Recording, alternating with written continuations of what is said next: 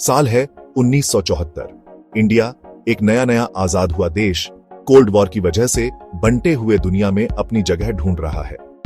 1962 में चाइना के साथ हुई जंग का जख्म अभी भी ताजा है, जो देश की कमजोरियों की याद दिलाता है। इसी माहौल में इंडिया के न्यूक्लियर एम्बिशंस शक्ल लेने लगते हैं। प्राइम मिनिस्टर इंदिरा गांधी, जो दुनिया के हालात को अच्छी तरह समझती थीं, उन्हें एक स्ट्रैटेजिक डेटरेंट की जरूरत का एहसास हुआ। दुनिया ने एटम की ताकत देख ली थी और इंडिया, जो अपनी किस्मत खुद लिखना चाहता था, वो बेबस नहीं रह सकता था। न्यूक्लियर ताकत बनाने का फैसला आसानी से नहीं लिया गया। ये जरूरत से पैदा हुआ फैसला था, देश की आजादी और दुनिया में अपनी सही जगह बनाने के लिए एक जरूरी कदम। ये video operation smiling Buddha, India के पहले न्यूक्लियर टेस्ट और रिसर्च एंड एनालिसिस विंग आरओव, इंडिया की खुफिया एजेंसी के इस राज को छुपाने में रोल के बारे में है। इस ऐतिहासिक घटना ने इंडिया को न्यूक्लियर पावर्स के खास ग्रुप में शामिल कर दिया और देश की किस्मत हमेशा के लिए बदल दी। कोल्ड वॉर का साया पूरी दुनिया पर था, जिसने देशों को दो गुटों में बांट दिया था। इंडिया, जो गुटनिरपेक्षता की नीति पर चल रहा था, सुपर पावर्स के बीच एक मुश्किल रास्ते पर था। 1962 की चाइना के साथ जंग, जो एक न्यूक्लियर पावर था, ने इंडिया की कमजोरी दिखा दी। 1962 की जंग ने हमें जगा दिया। यह साफ हो गया कि इंडिया को खतरों से बचने और अपनी जमीन की रक्षा के लिए एक मजबूत डेटरेंट चाहिए। न्यूक्लियर ताकत बनाना जरूरी हो गया ताकि देश की सुरक्षा हो और आगे कोई हमला न हो। पाकिस्तान, इंडिया का पड़ोसी और दुश्मन, भी एक बड़ी चिंता था। दोनों देश दो जंगें लड़ चुके थे और एक और जंग का खतरा मंडरा रहा था। इंडिया के न्यूक्लियर एम्बिशंस का पाकिस्तान के साथ रिश्ते से गहरा नाता था, जो खुद अपनी परेशानियों से जूझ रहा था। एक ऐसी दुनिया में जहां न्यूक्लियर तबाही का खतरा था, इंडिया का न्यूक्लियर टेक्नोलॉजी की चाह सिर्फ ताकत की भूख नहीं थी, बल्कि नए वर्ल्ड ऑर्डर में अपनी जगह पक्की करने की सोची समझी चाल थी। न्यूक्लियर डिवाइस टेस्ट करने का फैसला बहुत बड़ा था, जिसका इंडिया के भविष्य और दुनिया में उसकी इमेज पर गहरा असर पड़ने वाला था। ऑपरेशन स्माइलिंग बुद्धा का राज छुपाने की जिम्मेदारी आरओ के कंधों पर थी। दुनिया भर से खुफिया जानकारी इकट्ठा करने और विदेशों में इंडिया के हितों की रक्षा करने वाली आरओ इस खुफिया ऑपरेशन के केंद्र में थी। एजेंसी का काम साफ था, ऐसी कोई भी जानकारी लीक न होने दें जिससे मिशन खतरे में पड़ जाए। पूरी दुनिया देख रही थी और इंडिया के न्यूक्लियर इरादों की जरा सी भी भनक लगने पर दुनिया का दबाव पड़ सकता था और पूरा ऑपरेशन रुक सकता था। रॉ के एजेंट्स छुपकर काम करते हुए चालाकी और प्लानिंग का इस्तेमाल करते थे। उनका मकसद था इंडिया के न्यूक्लियर प्रोग्राम के चारों ओर सेक्रेसी का घूंघट डालना, ध्यान भटकाना और दूसरी तरफ देखने पर मजबूर करना। ऑपरेशन स्माइलिंग बुद्धा की कामयाबी आरओ के पूरी तरह से राज रखने की काबिलियत पर निर्भर थी। हार का कोई ऑप्शन नहीं था, क्योंकि बहुत कुछ दांव पर लगा था। इस काम में एजेंसी का रोल उसकी काबिलियत और देश की सुरक्षा के प्रति उसकी लगन का सबूत होगा। अमेरिका, जो एक सुपर पावर था, दुनिया भर की घटनाओं पर नजर रखता था। इंडिया अपने बढ़ते न्यूक्लियर प्रोग्राम के साथ इससे अलग नहीं था। सीआईए, अमेरिका की खुफिया एजेंसी, इंडिया के न्यूक्लियर एम्बिशंस के किसी भी संकेत पर नजर रख रही थी।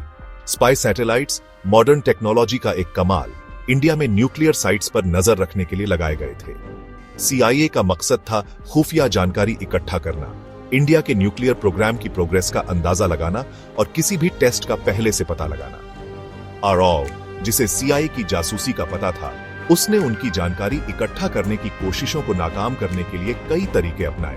न्यूक्लियर प्रोजेक्ट पर काम कर रहे साइंटिस्ट्स और इंजीनियर्स की मूवमेंट को छुपाया गया। सामान और मटेरियल की ढुलाई रात के अंधेरे में की जाती थी, ताकि पकड़े जाने का खतरा कम हो। झूठी जानकारी फैलाई गई और सीआईए के एनालिस्ट्स को गुमराह करने के लिए जाल बिछाए गए। सेक्शन 5, छुपे हुए इरादे। पोखरण में राज रखना। राजस्थान के वीरान थार रेगिस्तान में स्थित पोखरण टेस्ट साइट इंडिया के न्यूक्लियर एम्बिशंस का केंद्र बन गई। इस दूर दराज जगह पर राज रखना ऑपरेशन स्माइलिंग बुद्धा की कामयाबी के लिए बहुत जरूरी था। प्रोजेक्ट पर काम कर रहे साइंटिस्ट्स और इंजीनियर्स को झूठी कहानियां दी गईं, उनकी असली पहचान छुपाई गई। उन्हें आम लोगों की तरह रहना था, उनकी हरकतों पर नजर रखी जाती थी ताकि किसी को शक न हो। कम्युनिकेशन चैनल्स को सिक्योर किया गया, जानकारी लीक न हो इसके लिए सख्त नियम बनाए गए, कोडवर्ड्स का इस्तेमाल किया गया और मैसेजेस को एनक्रिप्ट किया गया ताकि खुफिया जानकारी राज रहे। पोखरण टेस्ट साइट खुद भी राज में डूबी हुई थी। एंट्री पूरी तरह कंट्रोल में थी, बिना इजाजत एंट्री रोकने के लिए कई लेयर्स की सिक्योरिटी थी। रेगिस्तान जो कभी वीरान था, अब एक ऐसे राज को छुपाए हुए था जो पूरी दुनिया में गूंजने वाला था। सेक्शन 6, रेगिस्तान की तैयारी, न्यूक्लियर शुरुआत के लिए पोखरण को तैयार करना। अपनी चिलचिलाती धूप और उड़ती रेत के लिए मशहूर थार रेगिस्तान को इंडिया के पहले न्यूक्लियर टेस्ट के लिए चुना गया। पोखरण की दूर दराज लोकेशन ने एक नेचुरल सेक्रेसी दी, लेकिन इस वीरान जगह को न्यूक्लियर टेस्ट साइट में बदलना एक बहुत बड़ा काम था। इंजीनियर्स और मजदूरों ने मुश्किल हालात में काम करते हुए टेस्ट के लिए साइट तैयार करनी शुरू की। न्यूक्लियर डिवाइस रखने के लिए रेगिस्तान में 100 मीटर से ज्यादा गहरा एक गड्ढा खोदना पड़ा। धमाके की ताकत और असर नापने के लिए बनाए गए मॉडर्न मॉनिटरिंग इक्विपमेंट को ध्यान से लगाया गया। धमाके से बचाने के लिए कंक्रीट के बंकर बनाए गए और टेस्ट साइट से डाटा भेजने के लिए मीलों तार बिछाए गए। पोखरण को एक वीरान रेगिस्तान से एक मॉडर्न न्यूक्लियर टेस्ट साइट में बदलना इंडियन साइंटिस्ट्स और इंजीनियर्स की काबिलियत और लगन का सबूत था। टेस्ट सुरक्षित और बिना ज्यादा पर्यावरण को नुकसान पहुंचाए हो, इसके लिए हर तरह की सावधानी बरती गई। सेक्शन 7, इतिहास की ओर, आखिरी तैयारी। जैसे जैसे टेस्ट का दिन नजदीक आ रहा था, पोखरण टेस्ट साइट पर उत्सुकता और टेंशन का माहौल था। सालों की रिसर्च, प्लानिंग और तैयारी का नतीजा सामने आने वाला था। साइंटिस्ट्स और इंजीनियर्स ने हर चीज को बारीकी से चेक किया, कैलकुलेशन को दोबारा चेक किया और सुनिश्चित किया कि सभी सिस्टम काम कर रहे हैं। न्यूक्लियर डिवाइस, जो इंडिया की साइंटिफिक काबिलियत का सबूत था, उसे ध्यान से शाफ्ट में उतारा गया। आखिरी काउंटडाउन शुरू हुआ, हर पल उत्सुकता से भरा हुआ। दुनिया थार रेगिस्तान के बीच होने वाली इस घटना से बेखबर थी। ऑपरेशन स्माइलिंग बुद्धा की कामयाबी उन लोगों के कंधों पर थी जिन्होंने इस ऐतिहासिक काम के लिए अपना सब कुछ लगा दिया था। उनकी महारत, लगन और अटूट प्रतिबद्धता ने इंडिया को न्यूक्लियर ताकत के कगार पर ला खड़ा किया था। सेक्शन 8, स्माइलिंग बुद्धा जागता है, सच्चाई का पल। 18 मई 1974 को सुबह 8:05 पर पोखरण की रेत एक नए युग की दहाड़ से कांप उठी। स्माइलिंग बुद्धा, इंडिया का पहला न्यूक्लियर डिवाइस, एक ऐसी ताकत से फटा जिसकी गूंज पूरी दुनिया में सुनाई दी। यह धमाका इंडिया की साइंटिफिक और टेक्नोलॉजिकल काबिलियत का सबूत दुनिया के लिए एक झटका था। मशरूम क्लाउड, जो इस तबाही की ताकत की याद दिलाता था, रेगिस्तान के ऊपर उठा। इंडिया न्यूक्लियर पावर्स के एलीट क्लब में शामिल हो गया, जिसने रीजन के स्ट्रेटेजिक बैलेंस को हमेशा के लिए बदल दिया।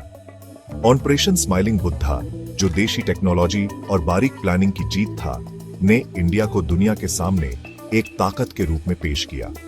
टेस्ट का यह पल इंडिया के इतिहास में एक महत्वपूर्ण क्षण था, जो देश के इरादे और अपनी आजादी की रक्षा के लिए उसकी अटूट प्रतिबद्धता का प्रमाण था। दुनिया हैरानी से देख रही थी जब इंडिया, जिसे एक विकासशील देश माना जाता था, ने दुनिया के सामने अपनी पहुंच सबसे नाटकीय अंदाज में बताई। सेक्शन 9, एक न्यूक्लियर हकीकत, दुनिया का रिएक्शन और इंडिया की न्यूक्लियर विरासत। इंडिया के कामयाब न्यूक्लियर टेस्ट की खबर ने दुनिया भर में हलचल मचा दी। रिएक्शन तेज और अलग अलग थे, जो कोल्ड वॉर के जमाने की मुश्किल राजनीतिक स्थिति को दिखाते थे। कुछ देशों ने इंडिया के न्यूक्लियर टेस्ट की निंदा की और रीजन में हथियारों की रेस की चिंता जताई। दूसरों ने इंडिया की सिक्योरिटी की चिंताओं को समझा, जो एक खतरनाक पड़ोस में थी। अमेरिका, जो इंडिया के कामयाब टेस्ट से हैरान था, ने नाराजगी जताई और पाबंदियां लगाई। लेकिन यूएस इंडिया रिश्तों पर इसका लंबे समय तक असर नहीं रहा, क्योंकि दोनों देशों को बदलते वर्ल्ड ऑर्डर में एक स्ट्रेटेजिक पार्टनरशिप की जरूरत का एहसास था। ऑपरेशन स्माइलिंग बुद्धा का इंडिया की दुनिया में इमेज पर गहरा असर पड़ा।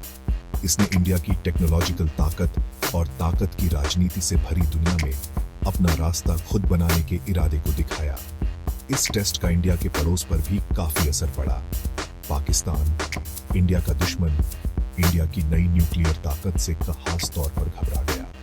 जिससे ऐसे घटनाक्रम शुरू हुए जिसके नतीजे में उसने 1998 में कहूत का न्यूक्लियर टेस्ट किया।